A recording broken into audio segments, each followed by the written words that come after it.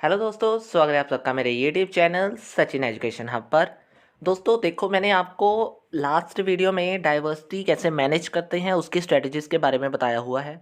उसका मतलब जो सिस्टम था वो हमने डाइवर्सिटी वाला ख़त्म कर दिया। उसके बाद उसमें ही हमने एक टॉपिक पढ़ा था बायोग्राफिकली फैक्टर्स में पर्सनैलिटी। तो पर्सनैलिटी को मैंने ऑलरेडी डेफिनेशन और कुछ पार्ट्स जो उसके मेनली हैं वो मैंने ऊपर कवर कर दिए थे कंपोनेंट्स के साथ। ठीक है। अब मेन चीज़ उसमें ना पर्सनैलिटी में, अगर आप पर्सनैलिटी के बेस पे कुछ टेस्ट देखते हो तो एक उसमें the Myers Briggs type indicator है पर्सनैलिटी का, जो आपने एक क्वेश्चन करना है अपने एग्ज़ाम के लिए।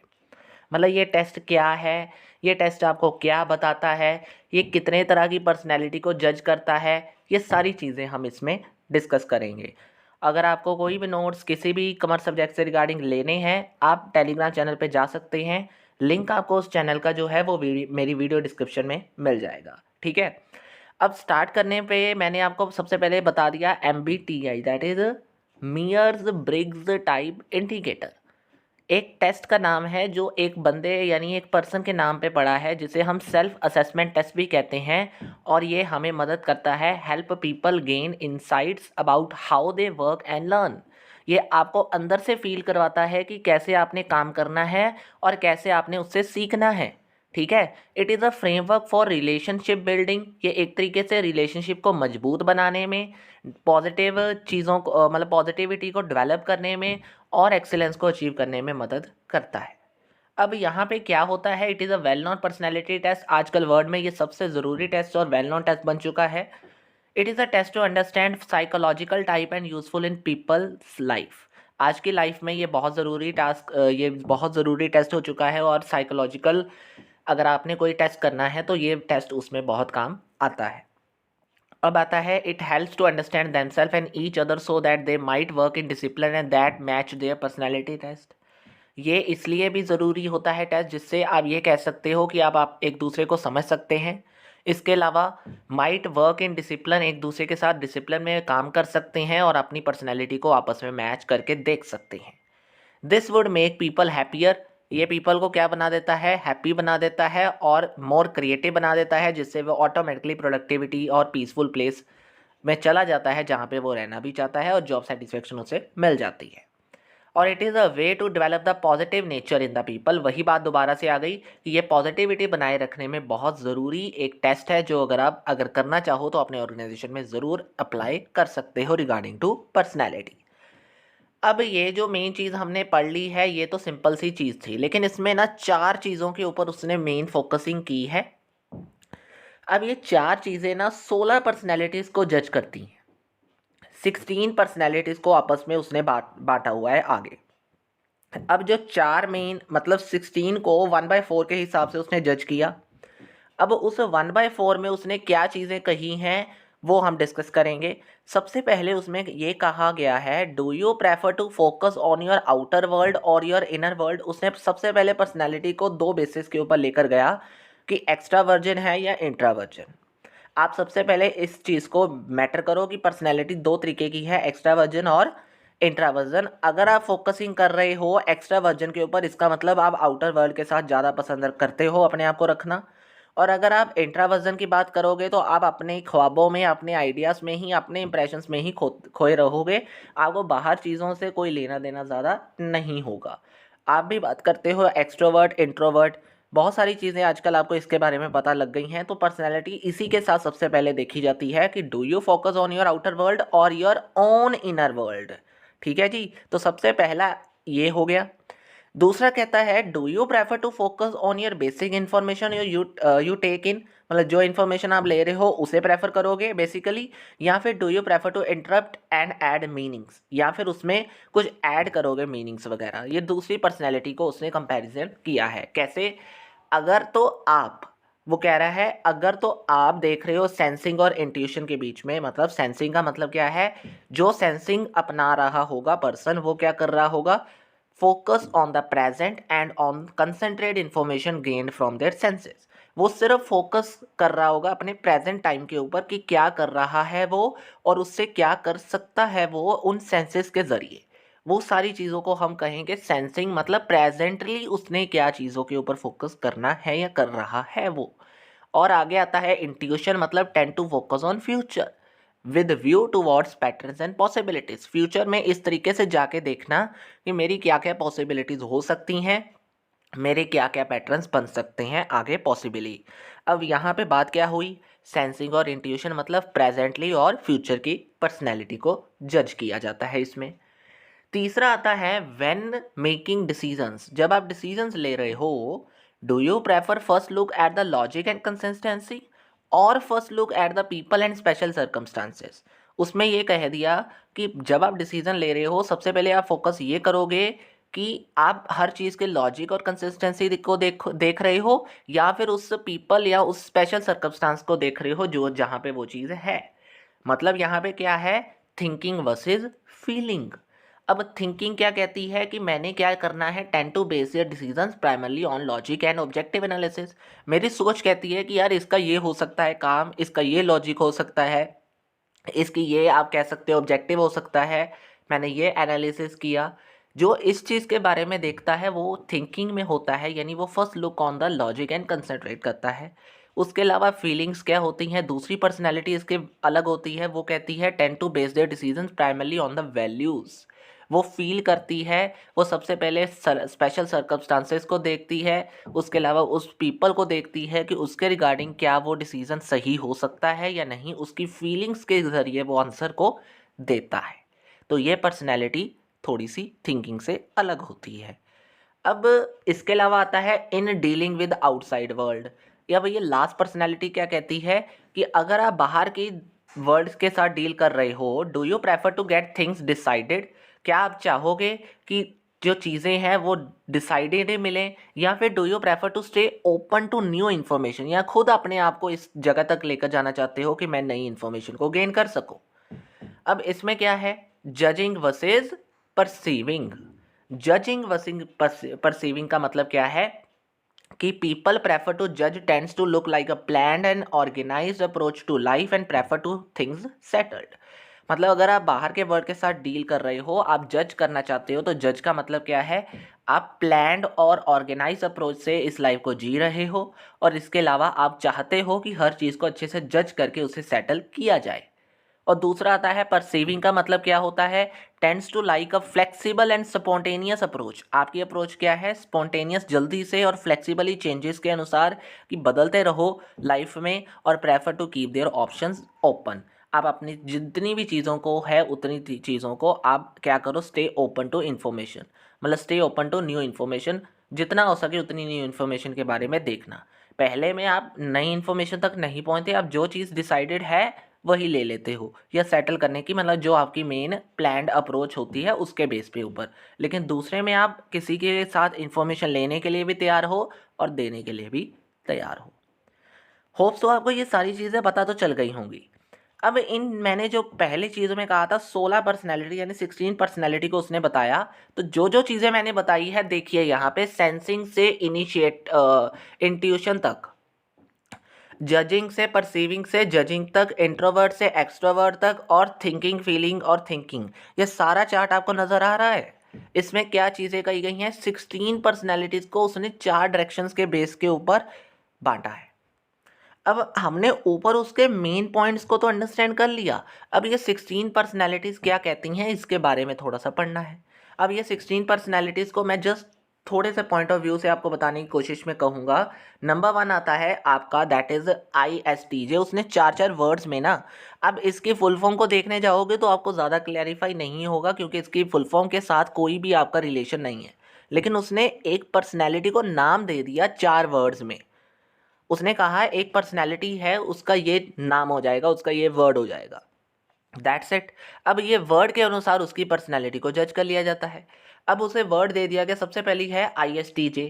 इट मीन्स डिसाइड लॉजिकली, हमने बात करी थी ना ऊपर लॉजिकली वर्ड्स के साथ, ये 16 पर्सनैलिटी में वही होगा जो हमने ऊपर 8 चीज़ें पढ़ी हैं। तो क्या कहता है वो, it means decided logically what should be done और work toward it straightly regardless of distractions. बिना किसी प्रॉब्लम के अनुसार अगर लॉजिकली हर चीज़ को करना है तो उसको हम किसकी पर्सनैलिटी कह देंगे, ISTJ। और अदरवाइज इसे हम ये कह सकते हैं कि ये वो पर्सन होता है जो हर चीज़ को लॉजिकली करने की कोशिश करता है और ऑर्डरली मैनर में करने की कोशिश करता है।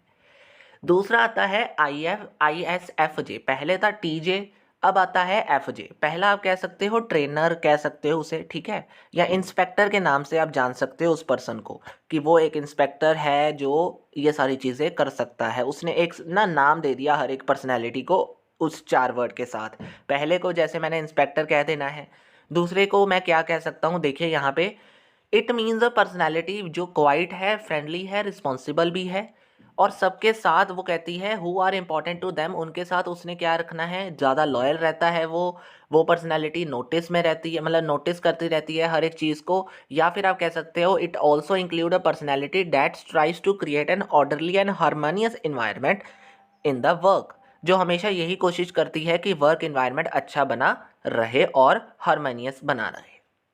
ठीक है जी, ये हो गई सेकंड। अब मेन चीज़ इसमें हमने दो दो चीज़ें पढ़ ली हैं। तीसरी चीज़ क्या कहती है, INFJ। अब ISTJ हो गया, FJ हो गया, अब आता है NFJ।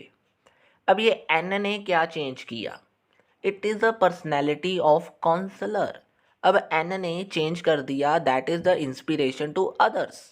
मतलब एक पर्सनैलिटी इसमें, मतलब ये जो INFJ है ये पर्सनैलिटी किसको दे दी है, काउंसलर को। और वो पर्सनैलिटी उसने इसलिए दी है क्योंकि जो ये काउंसलर होता है it always wants to understand what motivates people and are insightful about others. कि ये हर चीज़ों को देखने की कोशिश करता है कौन सी चीज़ मोटिवेट कर रही है लोगों को और कौन सी चीज़ कर सकती है और क्या क्लियर वर्जन हो सकता है जो लोगों को या जो पर्सन्स को उस गोल की तरफ लेकर जाया जाए। तो ये जो काम करने वाली पर्सनैलिटी है उसने तीसरे नंबर पे किस चीज़ को कहा, काउंसलर को कहा। उसने 16 पर्सनैलिटी और 16 नाम के साथ उसे डिवाइड किया हुआ है। पहले को जैसे इंस्पेक्टर कहा था, अब इसको जैसे काउंसलर कह दिया। अब उसके अलावा इसके अलावा नेक्स्ट क्या आती है, INTJ। अब इस चीज़ को उसने क्या कहा, मास्टरमाइंड कह के बना दिया। अब ये मास्टरमाइंड की पर्सनैलिटी क्या होती है, that is everything has a room for improvement. उसने ये कह दिया कि ये एक पर्सनैलिटी है जो मास्टरमाइंड की होती है और मास्टरमाइंड की पर्सनैलिटी क्या कहती है, एवरीथिंग हैज़ अ रूम।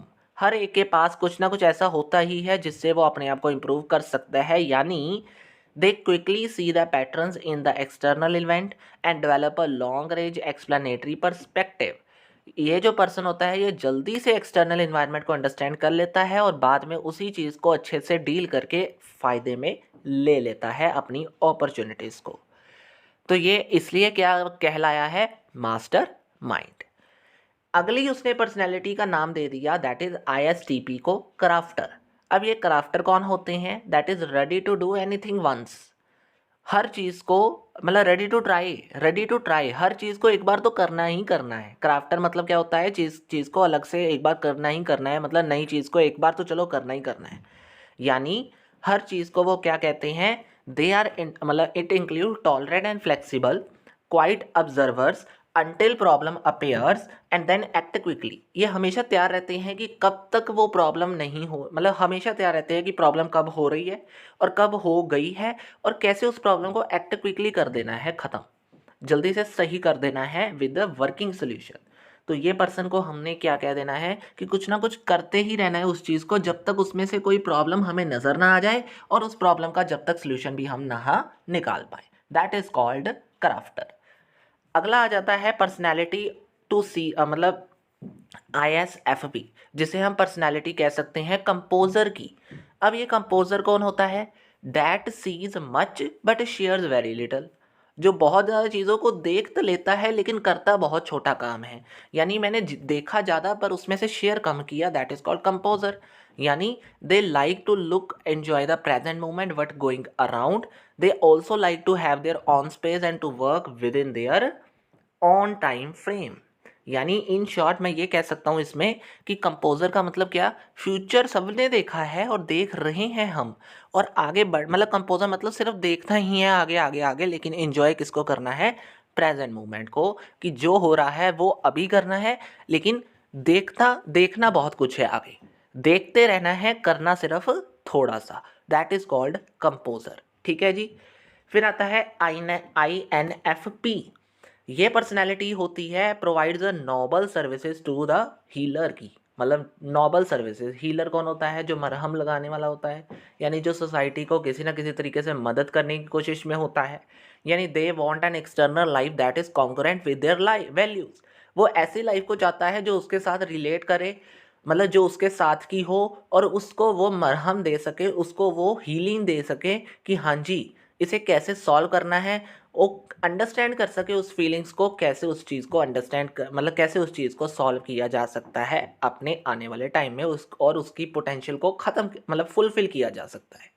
ठीक है जी। तो ये कौन हो गया, हीलर हो गया। नेक्स्ट आ जाता है INTP।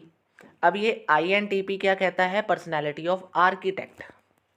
अब ये जो चार चार वर्ड है ना, ये तो आपको याद रखने पड़ेंगे, बस आगे आपको ये बताना है कि ये पर्सनैलिटीज़ किस किस चीज़ की हैं। नंबर 1 आता है जैसे कि आर्किटेक्ट कौन होते हैं, who believes in love of problem solving, जो चाहते हैं कि हम अपनी प्रॉब्लम सॉल्व मतलब हु बिलीव, वो यही विश्वास रखते हैं कि लव ऑफ प्रॉब्लम सॉल्विंग मतलब प्रॉब्लम सॉल्व करने में प्यार करना, यानी जितना हो सकता है उतना अपने आप को इस लॉजिक के साथ लेकर जाना, और अच्छे से उस प्रॉब्लम को जज करना, और उसकी प्रॉब्लम को सॉल्व करना ही करना, that is a work of architect.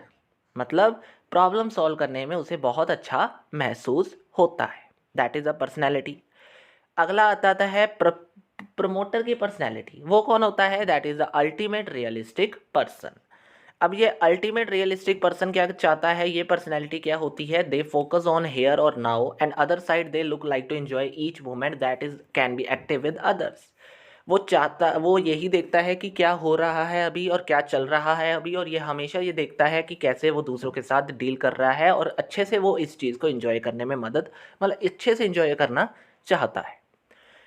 अगली पर्सनैलिटी आ जाती है पर्सनैलिटी ऑफ परफॉर्मर। परफॉर्मर मतलब हर चीज़ को परफॉर्म करना, you only go around once in a life. यानी वो कहता है कि अपनी चीज़ को उसने कैसे डिफाइन किया अपनी पर्सनैलिटी को, वो कहता है परफॉर्मर कौन है, you can go only once, मतलब you can go around only once in a life.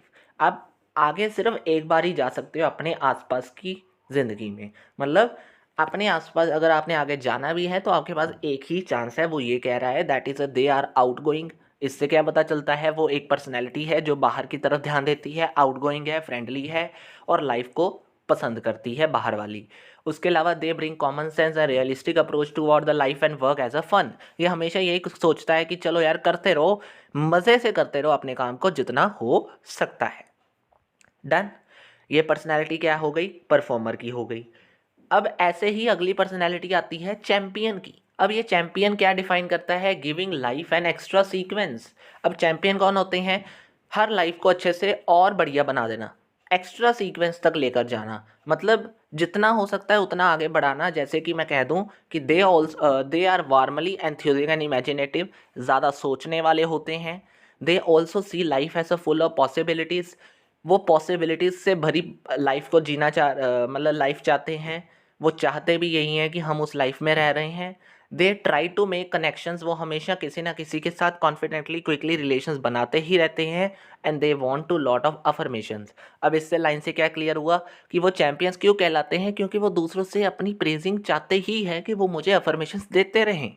ठीक है जी। तो इस काम के लिए वो क्या करते रहते हैं, giving life an extra sequence, वो देते ही रहते हैं अपनी लाइफ को कुछ ना कुछ मज़ेदार कि आगे हम बढ़ते रहें। ठीक है। आगे आ गया ENTP, that is called inventor. Inventor मतलब कुछ नया करने वाला। One exciting challenge after another, वही बात आ गई कि एक चैलेंज पूरा हुआ चलो नेक्स्ट, एक चैलेंज पूरा हुआ चलो next, that is the personality of inventor. कि अगर कुछ नई प्रॉब्लम आई है तो उसे कैसे सॉल्व करना है, और अगर इससे आगे कोई प्रॉब्लम आ गई तो उसे कैसे सॉल्व करना है, दैट इज कॉल्ड इन्वेंटर।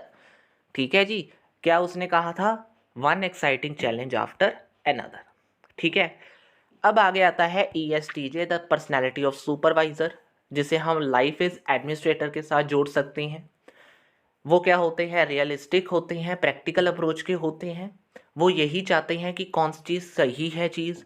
वो हमेशा ये देखते हैं कि they organise the project and tell people to get things done in effective manner. Simple सी बात है, सुपरवाइज़र मतलब वो यही चाहेगा कि हर काम अच्छे से होता रहे और फुलफिल ही होता रहे।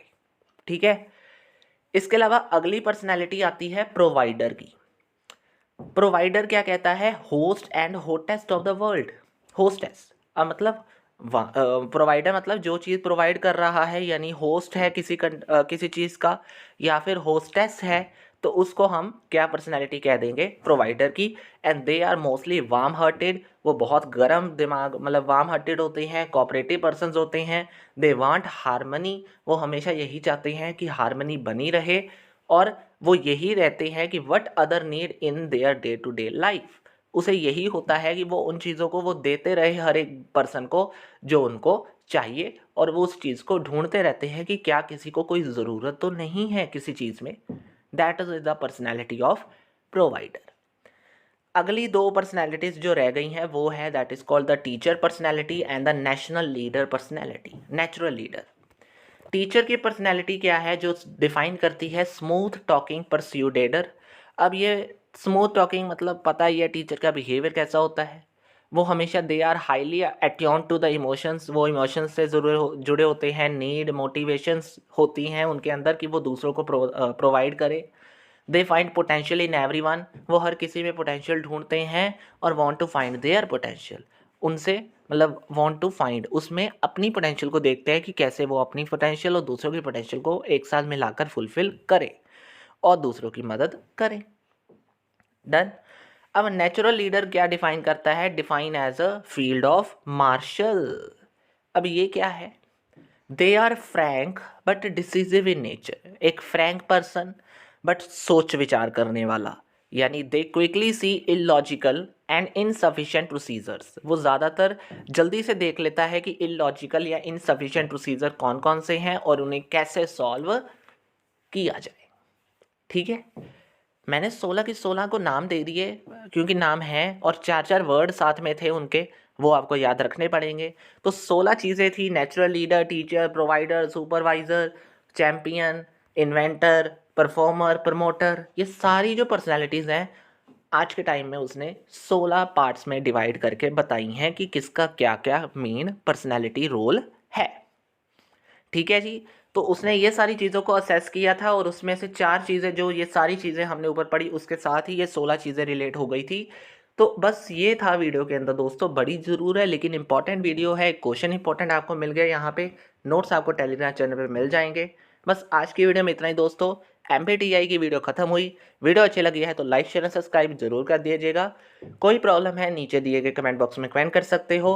आज की वीडियो में इतना ही दोस्तों। Thank you very much. Have a nice day.